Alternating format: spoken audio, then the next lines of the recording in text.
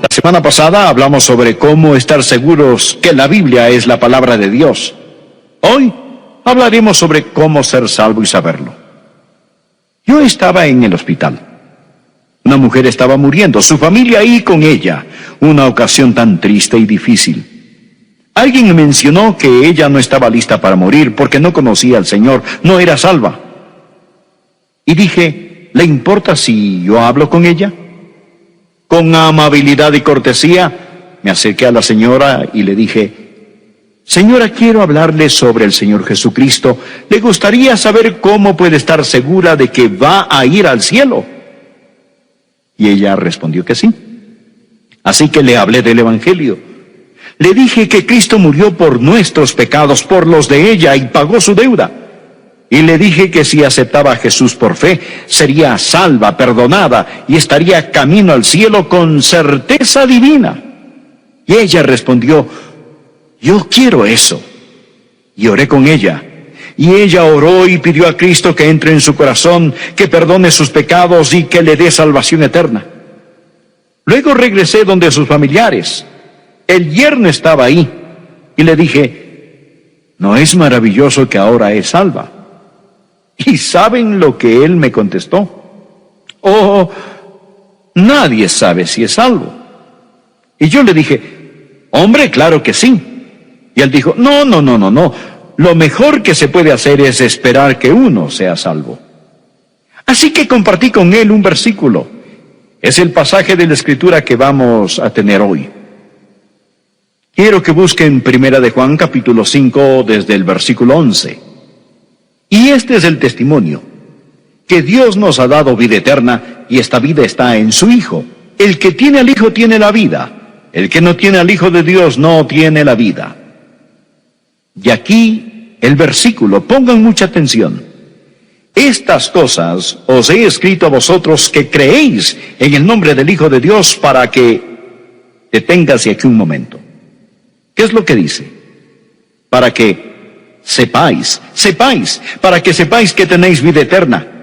No creáis, no adivinéis, no esperéis, no presumáis, no penséis, no, sino sepáis con una certeza absoluta que tenéis vida eterna. Este privilegio es de todo cristiano. Por eso es tan importante que estén completamente seguros de que son salvos. La manera de ser salvos es creyendo que Jesús es el Cristo. Ese Jesús, y el nombre Jesús significa Salvador, es el Mesías. Creen eso, confían en eso, y algo sucede y nacen de nuevo. Es así de simple, gloriosamente simple y simplemente glorioso. En Hechos 16, versículo 31, leemos algo interesante. Ellos dijeron, cree en el Señor Jesucristo y serás salvo. Amigos, no es nada tan alto que pocos puedan alcanzarlo. Es tan bajo que pocos bajan a él. Es tan claro, es tan simple. Somos salvos por fe en Jesucristo. La palabra creer no significa tan solo creencia intelectual. Los demonios creen así. Creer denota confianza y compromiso. Pienso que está claramente descrito en otro versículo y quisiera que lo busquen conmigo. Efesios capítulo 2, es tan claro, tan simple.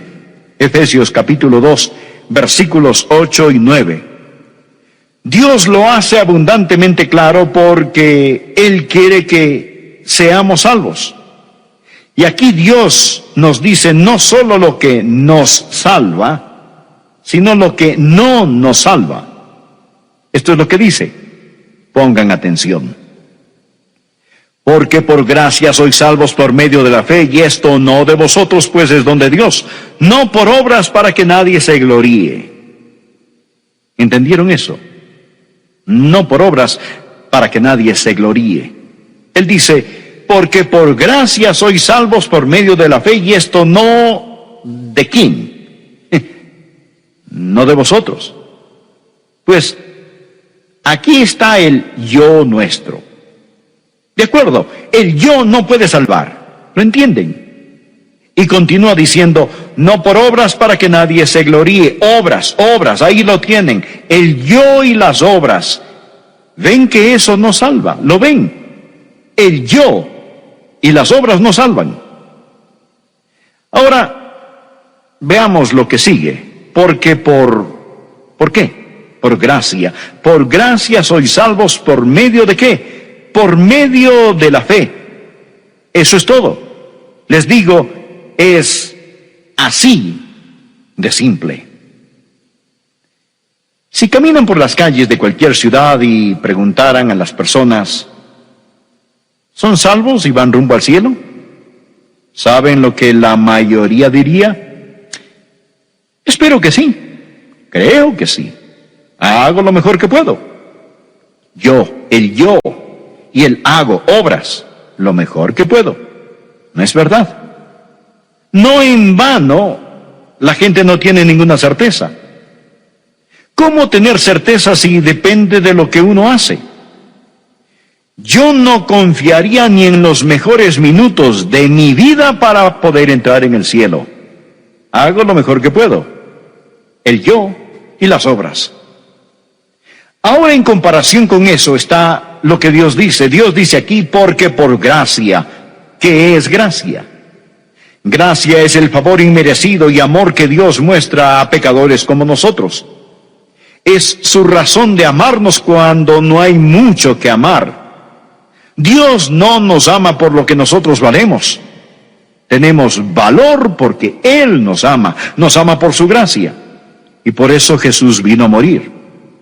Dios muestra su amor para con nosotros en que siendo aún pecadores, Cristo murió por nosotros. Eso es gracia, su gracia asombrosa, porque por gracia sois salvos por medio de ¿qué? Por medio de la fe. Gracia. Definamos una vez más estas palabras. Gracia, las riquezas de Dios a expensas de Cristo. Eso es gracia. ¿Entendido? Bueno, ¿y qué es fe? Fe es cuando renunciamos a todo y confiamos en Él. Fe no es creencia intelectual, eso es solo parte. Fe es confianza, compromiso, eso es lo que salva. Porque por gracia sois salvos por fe. Imaginen que gracia es la mano de Dios extendida desde el cielo y Dios dice, te amo, quiero salvarte. Piensen ahora que fe es su mano extendida hacia Dios. Dios pone la mano de gracia, ustedes ponen la mano de fe. Y cuando ponen su mano de fe en la mano de gracia de Dios, eso, mis amigos, eso es salvación. Porque por gracia sois salvos por medio de la fe. ¿Estamos de acuerdo? Ahora, dicho eso, quisiera preguntar, ¿cuál es el resultado? ¿O cuáles son las características del que nace otra vez? ¿Qué distinción tiene el creyente? Este pequeño libro de Primera de Juan fue escrito para dar certeza. Y la palabra sepáis, del verbo saber, se menciona casi 40 veces en esta epístola. Ahora él menciona maneras en que podemos saber que hemos nacido de nuevo. Voy a tomarlas todas y reducirlas a 3, porque básicamente las 40 se resumen en 3 cosas básicas. Y quiero que tomen una prueba, por así decirlo. ¿Están listos para esto? La prueba de la certeza, para saber si tienen o no el derecho de decir, sí, gloria a Dios, sé que soy salvo. La primera prueba es la del señorío. ¿Es Jesucristo el Señor de su vida? Veamos Primera de Juan, capítulo 2, desde el versículo 3. Y en esto sabemos que nosotros le conocemos si guardamos sus mandamientos. No dice que somos salvos si guardamos sus mandamientos. No. La salvación es un regalo de Dios. Dice que sabemos que le conocemos si guardamos sus mandamientos. El que dice, yo le conozco, y no guarda sus mandamientos, el tal es mentiroso y la verdad no está en él. Una cosa del apóstol Juan es que va directamente al grano. No hay nada esotérico aquí. Si dicen ser salvos, si dicen conocer a Dios sin guardar sus mandamientos, Dios dice que son mentirosos. Quizás dirán, pastor, no entiendo. ¿Quiere decir que si rompo uno de los mandamientos significa que no soy salvo? No estoy diciendo eso. Porque no hay nadie aquí que no ha pecado o fallado en algo de alguna manera después de ser salvos. ¿No es verdad? Todos lo hemos hecho y Juan lo sabe. Vean el capítulo 1, versículo 10. Si decimos que no hemos pecado, le hacemos a él mentiroso y su palabra no está en nosotros. Eso es tiempo pasado, ¿de acuerdo? Es tiempo pasado. Pero en el capítulo 2, versículo 1 dice, hijitos míos, estas cosas os escribo para que no pequéis. Esa es la regla, no pequéis. Pero dice, y si alguno ha pecado, abogado tenemos para con el Padre, a Jesucristo el justo. Dice que es posible, es probable que pequemos y necesitemos un abogado. Necesitemos que Jesús venga y nos ayude y nos limpie de nuestro pecado. Y luego dice en el versículo 3, y en esto sabemos que nosotros le conocemos si guardamos sus mandamientos. A la final, ¿cuál es la respuesta? Por una parte, la Biblia dice que sabemos que somos salvos si guardamos sus mandamientos. Por otra parte, dice que es probable que pequemos.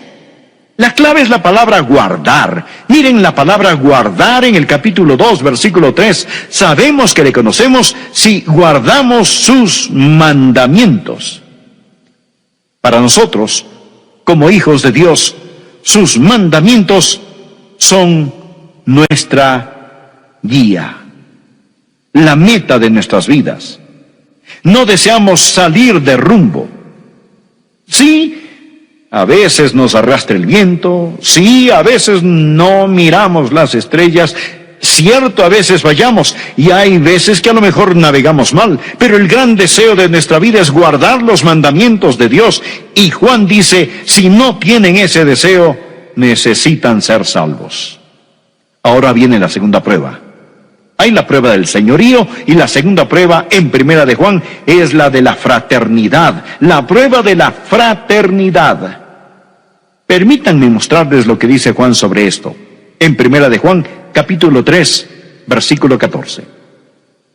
Sabemos, otra vez la palabrita, sabemos que hemos pasado de muerte a vida en que amamos a los hermanos. El que no ama a su hermano permanece en muerte. Es lo que dice Juan. Y ahora pasemos a Primera de Juan, capítulo 4, verso 20. Si alguno dice yo amo a Dios y aborrece a su hermano, es mentiroso.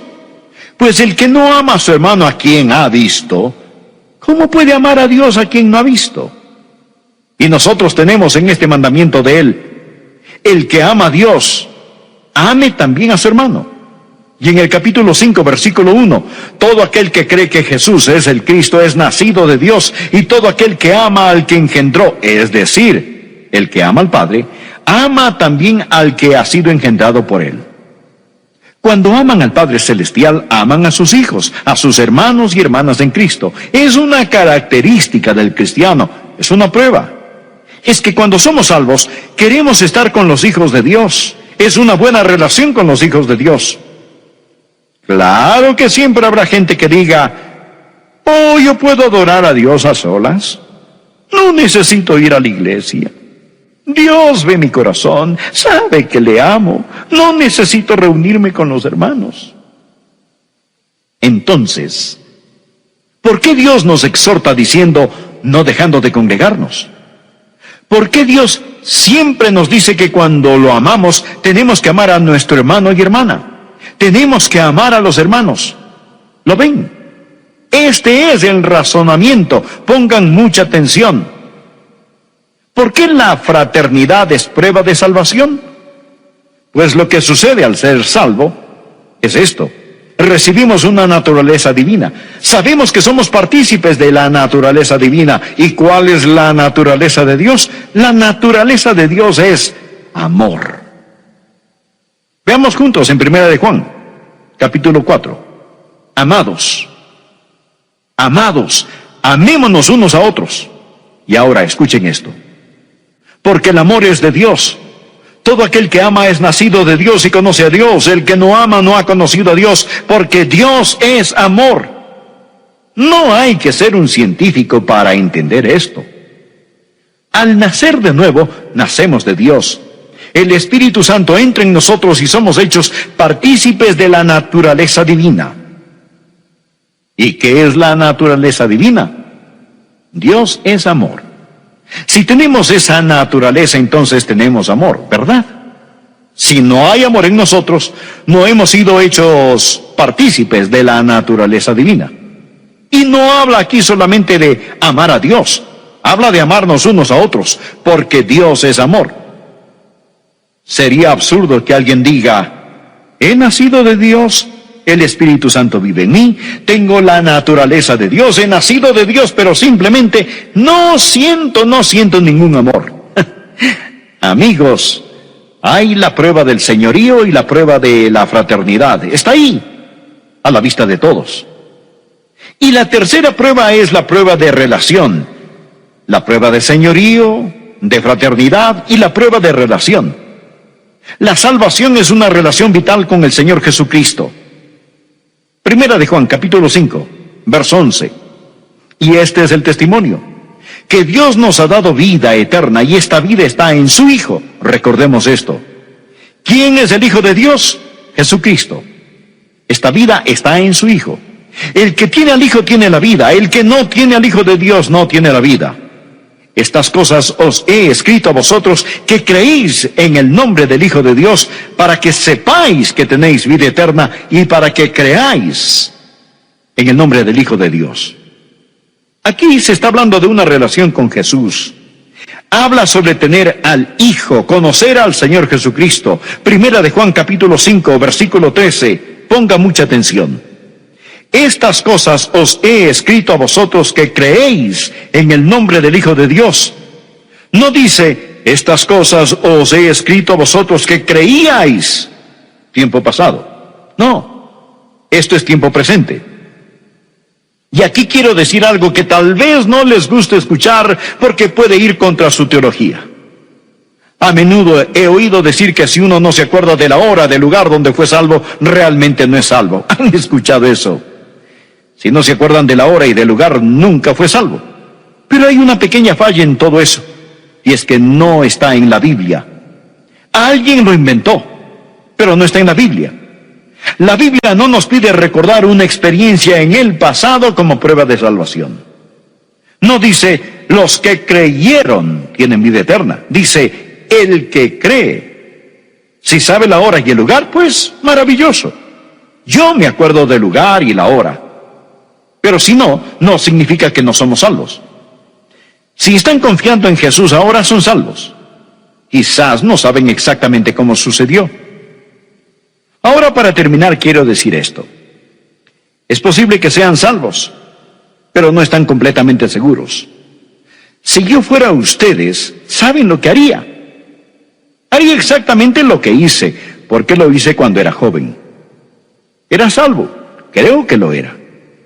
Aún no estoy seguro si lo era o no, pero lo iba a resolver. Es que nunca aprendí bien lo que significaba entregarse a Cristo, y por largo tiempo estuve sobre un sube y baja sin saber si era salvo o no lo era. Recuerdo que una noche me detuve en la esquina de dos calles en una ciudad en el sur de la Florida. Para entonces ya sabía un poquito más de la Biblia. Alcé mis ojos a los cielos y dije, Dios, necesito estar seguro. No sé si estoy perdido y bajo convicción del Espíritu, o si soy salvo y el diablo me quiere hacer dudarlo. Una cosa que sí sé, Dios mío, es que ahora quiero estar seguro.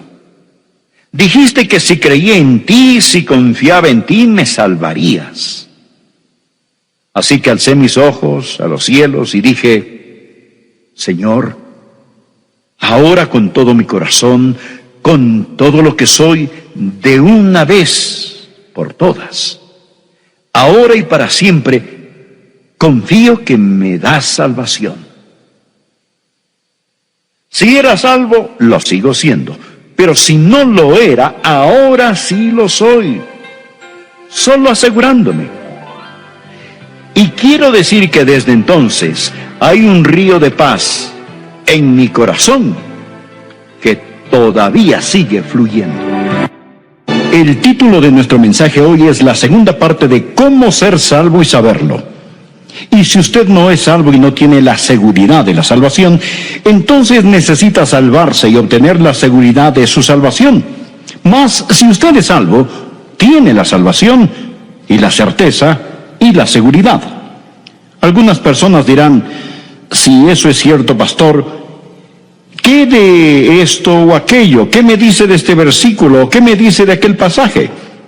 Bueno, permítame darle una ilustración clásica de lo que alguien haría si usted dice que cree en la seguridad eterna del creyente. Segunda de Pedro capítulo 2, en la palabra de Dios, empezando a leer en el versículo 20, Pedro dice lo siguiente: ciertamente si habiéndose ellos escapado de las contaminaciones del mundo por el conocimiento del Señor y Salvador Jesucristo, enredándose otra vez en ellas son vencidos, su postrer estado viene a ser peor que el primero. Porque mejor les hubiera sido no haber conocido el camino de la justicia, que después de haberlo conocido, volverse atrás del santo mandamiento que les fue dado. Pero les ha acontecido lo del verdadero proverbio: el perro vuelve a su vómito y la puerca lavada a revolcarse en el cieno. Alguien dirá, ¿lo ve usted? Allí enseña que una persona puede ser salva y perderse nuevamente. Bien, mire por favor conmigo más cuidadosamente este pasaje y pienso que usted comprenderá que no enseña que una persona salva pueda jamás volver nuevamente a ser no salva, porque en realidad enseña lo opuesto. En el versículo 20 dice esto: ciertamente si habiéndose ellos escapado de las contaminaciones del mundo por el conocimiento del Señor y Salvador Jesucristo. De lo que está hablando aquí es de unas personas que estaban viviendo en pecado y se liberaron a sí mismas. Oyen sobre Jesús y dijeron, ese es el camino a seguir. Cambiaron su forma de vivir, pero nunca recibieron, como vamos a mostrarle, una nueva vida. Habiéndose ellos escapado de las contaminaciones del mundo, no dice que ellos eran salvos, no dice que ellos iban en camino al cielo. Habiéndose ellos escapado de las contaminaciones del mundo por el conocimiento del Señor y Salvador Jesucristo, es decir, habían oído el Evangelio. Ellos tenían conocimiento sobre nuestro Señor y Salvador Jesucristo, pero se enredaron nuevamente en el mundo. Ahora, observe la palabra enredándose. La palabra enredar literalmente significa tejer algo. Y lo que sucedió fue esto: que esta gente estaban tejiéndose a sí mismos más profundamente en el cautiverio al seguir a ciertos maestros falsos. Y todo lo que Pedro está hablando aquí en 2 de Pedro gira sobre el tema de los maestros falsos. Hay personas que oyen acerca de Jesús, pero lo oyen de los labios de los maestros falsos. Realmente nunca aprenden qué es ser salvo, ser renacido, y se enredan a sí mismos. Ellos tejen en sus corazones y mentes ciertas filosofías y enseñanzas falsas y nunca llegan a saber el Evangelio de la gracia. Se meten a sí mismos más profundamente en el cautiverio por medio de los maestros falsos. Y cuando hacen esto, terminan en peores condiciones que al principio, antes de haber oído sobre Jesús. Ahora aquí tenemos un principio, escúchelo. Los que viven en la verdad se hacen más y más libres. Los que no viven en la verdad, los que viven en las mentiras, experimentan más y más cautiverio. Bien, aquí está la enseñanza. La reformación sin la transformación conduce a mayor degradación y condenación final. Creo que esto vale la pena que lo repita, escúchelo. La reformación sin la transformación conduce a mayor degradación y condenación final. El ejemplo clásico es el de Judas Iscariote. Jesús dijo referente a Judas: más le valdría a ese hombre no haber nacido. Judas oyó la verdad, Judas reformó su vida, era un discípulo del Señor Jesús. Él escapó de la contaminación del mundo por un corto tiempo, pero terminó peor de lo que empezó. Jesús dijo, más le valdría a ese hombre no haber nacido. Los deseos pecadores no desaparecen con la reformación. Ellos solo están invernando y despiertan más fuertes. Esto es lo que Pedro dice, más les hubiera valido no conocer el camino de la justicia que abandonarlo después de haber conocido el santo mandamiento que se les dio. La salvación, por otra parte, le da a usted una nueva naturaleza. La reformación no le da a usted una nueva naturaleza, no cambia nada. Bueno, alguien dirá, muy bien, pero usted sabe, Pastor Rogers, si yo creo en lo que está predicando, si creo en la eterna seguridad de la salvación, yo me haría creyente y después pecaría todo lo que quiera, porque no tendría que preocuparme de nada. Ya tengo un boleto para el cielo, nunca podría perder mi salvación, por lo tanto, solo me salvo y luego a divertirme a lo grande. Simplemente puedo pecar todo lo que yo quiera. Bien, permítame decirle algo. Yo peco todo lo que quiero. ¿Sabía usted eso? Yo peco todo lo que quiero. Pero la diferencia es que yo no quiero hacerlo. Yo no quiero hacerlo. Yo no quiero pecar. Nada me haría más feliz que saber que nunca pecaría otra vez. Si hubiera algún tipo de contrato que yo pudiera firmar que dijera que sería imposible de ahora en adelante para mí pecar, creo que lo firmaría este mismo instante. Pero lo que sí sé es que yo no quiero pecar. Y si usted tiene la idea de que la seguridad eterna de la salvación es de alguna forma una licencia para pecar, ¿sabe usted cuál es su problema? Usted probablemente necesita salvarse. Verá, necesita deseos totalmente nuevos. Usted necesita deseos totalmente nuevos. Usted necesita nacer nuevamente. Esta gente de la cual está Pedro hablando se había reformado, pero nunca se había regenerado. Muy bien, veamos otro versículo. Busque Mateo capítulo 24. Este es otro pasaje que la gente frecuentemente utiliza para tratar de probar que una vez que somos salvos podemos perder nuestra salvación. Mateo capítulo 24, versículo 11, dice lo siguiente: y muchos falsos profetas se levantarán y engañarán a muchos, y por haberse multiplicado la maldad, el amor de muchos se enfriará, mas el que persevere hasta el fin, éste será salvo. Alguien podrá ver en este versículo, mostrárselo en su cara y dirá, ¿no lo ve usted? Que para que usted pueda ser salvo tiene que mantenerse firme hasta el fin. Amigo, es asombroso cómo la gente le da vuelta a las cosas 180 grados fuera de enfoque. Dicen que para que usted pueda ser salvo tiene que perseverar hasta el fin, pero Dios enseña aquí que para que usted pueda perseverar hasta el fin tiene que ser salvo. Es todo lo que Él está diciendo. Usted desea saber quién es salvo. Los que perseveran son quienes son salvos. Ellos no son salvos porque perseveran. Más bien, perseveran porque son salvos. Ahora, simplemente tomen sus Biblias y miren en Juan capítulo 6, versículo 64. Jesús dijo, pero hay algunos de vosotros que no creen. Jesús les está hablando a los que están a su alrededor, porque Jesús sabía desde el principio quiénes eran los que no creían y quién le había de entregar. ¿Piensa usted que esto lo tomó a él, a Jesús, por sorpresa? ¿Piensa que Jesús dijo, qué acontecimiento tan desagradable es este? Oh no, ¿cómo pude haber elegido a Judas? No puedo creerlo. Este era un hombre en quien yo confiaba y ahora me ha traicionado. Oh no, amigo, Jesús escogió a Judas con sus ojos bien abiertos. Jesús sabía que Judas nunca había creído en él. Continuemos en este mismo capítulo 6. Miremos los versículos 70 y 71.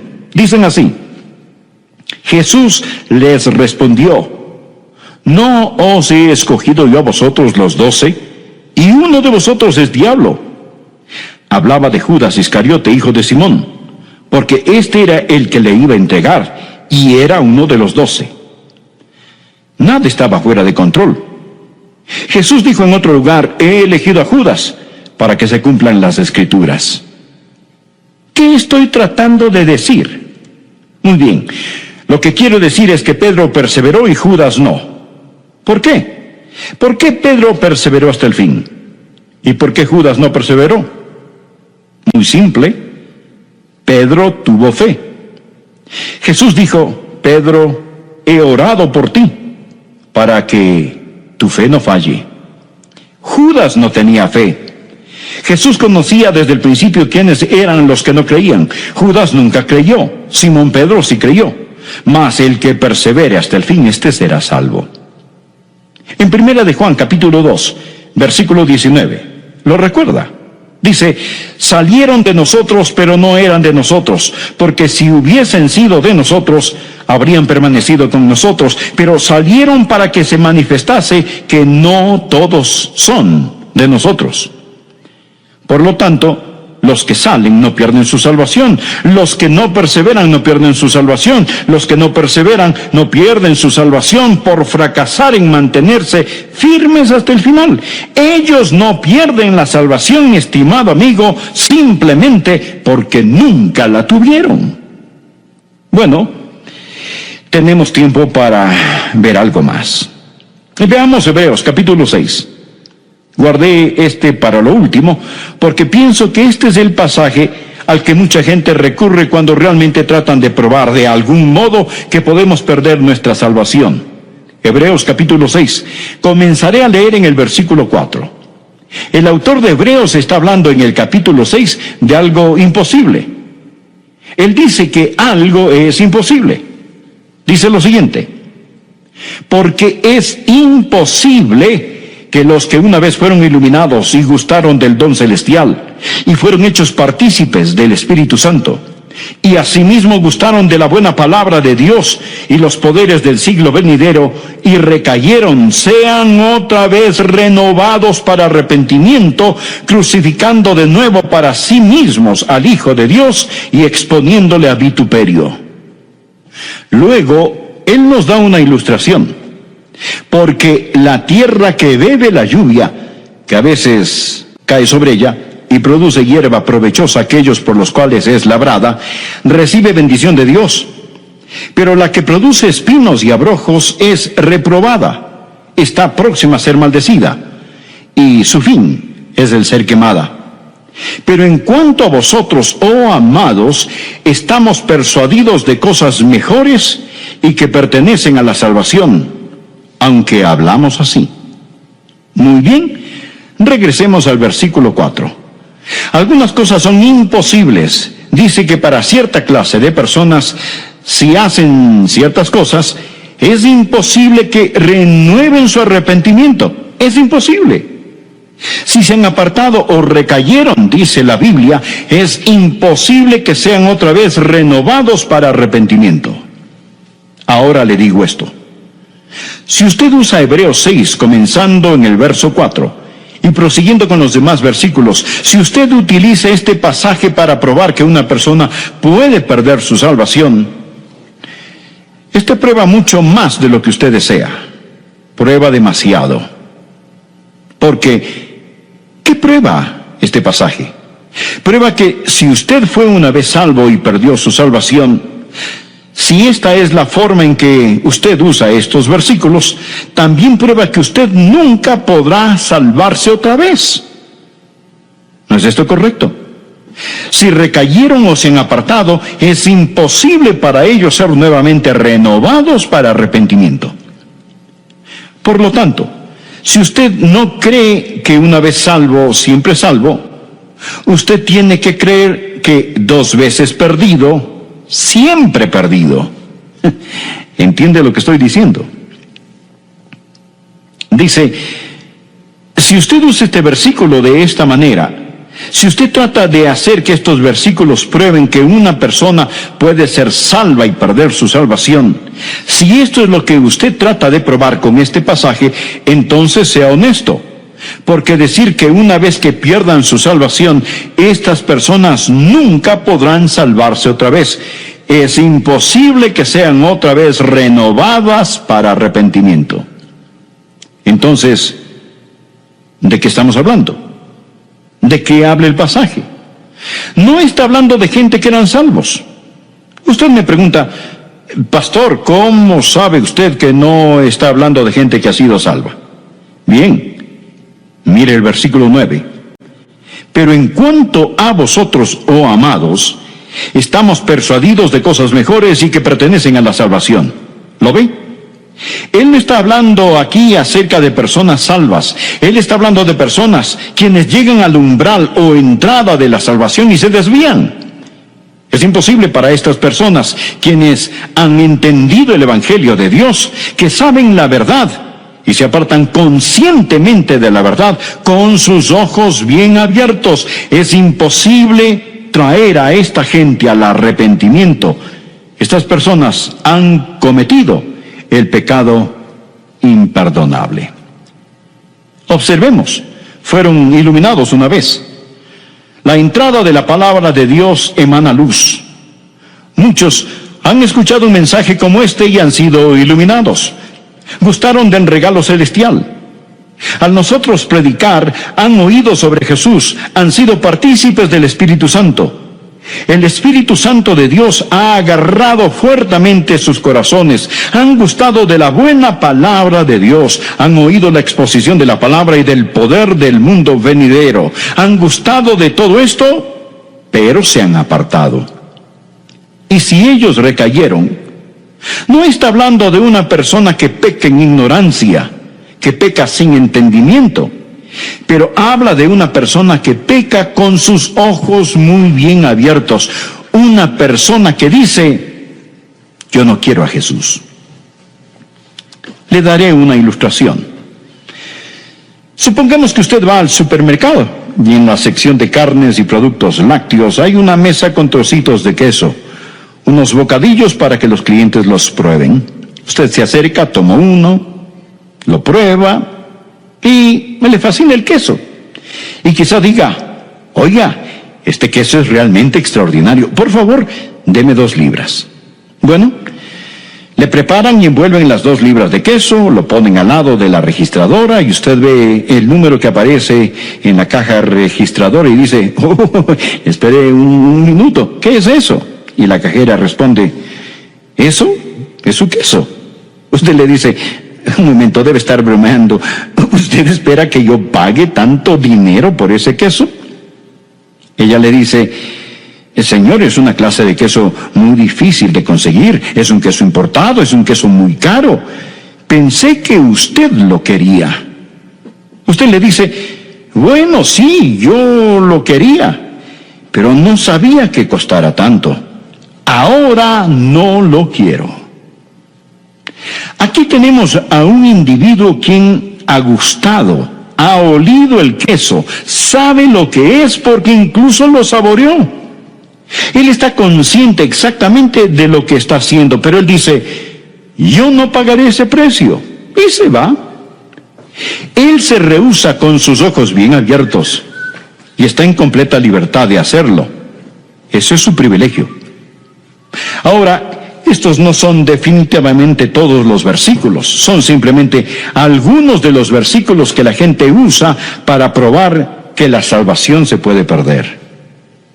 ¿Qué significa todo esto para usted? Bien, si usted es un hijo de Dios y sabe que es salvo, regocíjese, regocíjese, descanse en el amor de Dios, sírvale con gratitud. Sírvale, y sírvale por tan maravillosa salvación. Dígale al Señor, no puedo trabajar para salvar mi alma, es el trabajo que ya hizo mi Señor, pero trabajaré como un esclavo a causa del amor del precioso Hijo de Dios. Si usted es salvo, simplemente cante una y otra vez, Oh gracia admirable, cuán dulce es, que a mí, pecador, me salvó. Perdido estaba yo, mas vine a sus pies. Fui ciego, y él visión me dio. Padre, sella este mensaje en nuestro corazón y hazlo realidad en nuestra vida. En el nombre bendito de tu Hijo Jesucristo. Amén.